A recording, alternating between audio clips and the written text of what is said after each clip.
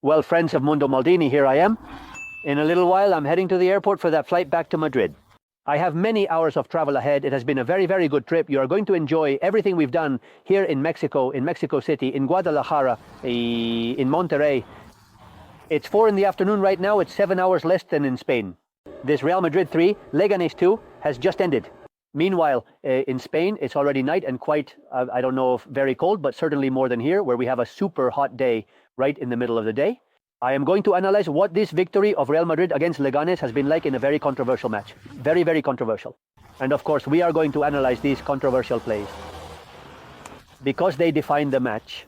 I am going to analyze it, and I want to give my opinion, and I want to know yours, friends of Mundo Maldini. Before getting to the controversial plays, I want to say that I want to first speak well of Leganés. I mean, Leganés played a very good match. It's a team that has, it's incomparable with the potential of Real Madrid and other teams in the league. And thanks to Borja, how they are competing, I know they are in relegation, I know, but how they are competing against the big teams is tremendous for this Leganés. I loved Rossier. I really liked the center of the defense with Sergio, who was frankly good, but in the end, they lost the match. Madrid was able to come back in the match, and I already say that it is a very controversial match. Let's see, let's go step by step. Now we're going to get into the controversial plays, but I didn't like Real Madrid. I didn't like Real Madrid. Madrid has to improve a lot, but a lot to achieve their goals this season. Let's see, it's a team that gets into trouble with little. Real Madrid gets into trouble with little. Today, Leganés created problems for them with little. I mean, the opponent doesn't need much. Today, Leganés did it to cause problems for Real Madrid.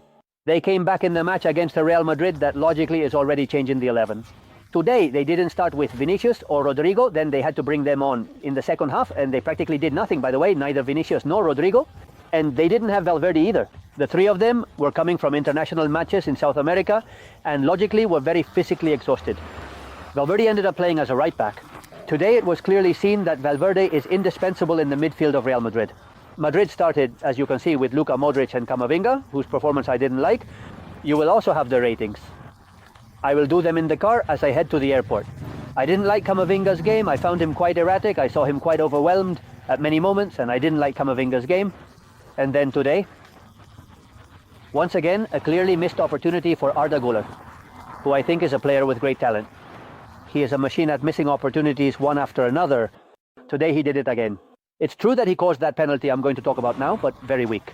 Arda Güler's game, a little more Brahim, but today neither Brahim nor Arda Güler were up to the level.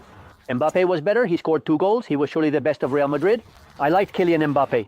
Asensio also in the center of the defense. And well, Luka Modric in the end, it's true that he had a lot of ball control at many moments, but he hasn't quite been the player that Real Madrid needs in Luka Modric.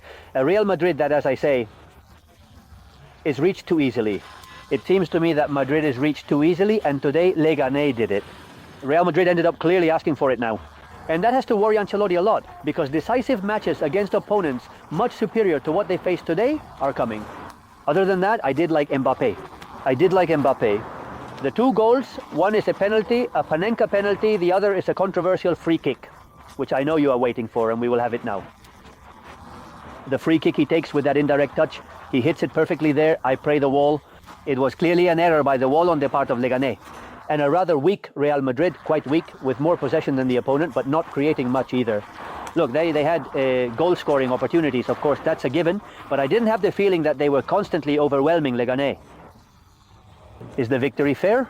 Man, when there are 2 controversial plays, so controversial and so clear to me, where the referee made mistakes in favor of Real Madrid, I can't say the victory is fair. I have to say it. I think Leganés has reasons to be upset today. I imagine they will be. In the end, the result is unchangeable, and no one is going to change it. And this is football, and referees can make mistakes even with VAR, as they had. But let's go step by step. There are 3 very clear controversial plays. I think there are only 3 that we can talk about more, but the first is that penalty, which I honestly think is not a penalty. Seeing the replay, it's not a penalty on Arda Güler. That play can in no way be a penalty.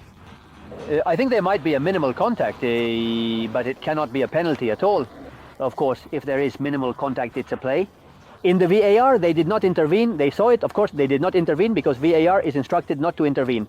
If the play is more or less debatable, you would have to handle it with care to argue that it is a penalty. With care. But it seems to me that there is no penalty. The penalty scored by Kylian Mbappe, the 1-0, then Leganés turns the game around with 2 strikes, showing that Real Madrid has many problems at the back, as they are easily threatened because Modric and Camavinga are struggling a lot.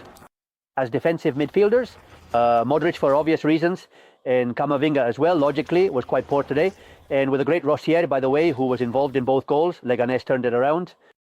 Madrid started the second half well, scoring that equalizing goal by Jude Bellingham. And watching the match here in Mexico, Jose was commenting, watching the game, EAG practically has no chance because Madrid improved a lot, increased the speed, gave more intensity to the play, and it's true that they improved. But of course, the third goal comes from a play which to me doesn't seem like a foul by Tابia. It doesn't seem like a foul on Rodrigo to me. Rodrigo has a quite dangerous action and Tابia cleanly takes the ball from him. There might be minimal contact. I'm not saying there can't be minimal contact, but it's a ball where Tابia clearly takes the ball. For me, it's not a foul. The VAR doesn't intervene here because it's a play where the VAR doesn't intervene. Logically, it's not a foul. And it's the 3rd of February for Kylian Mbappé. Leganés created opportunities. Vinicius came in. Rodrigo came in. Madrid generated some danger, but quite little in the final stretch of the match, with a Vinicius who barely appeared, missed in a counter-attack, with Rodrigo appearing quite little.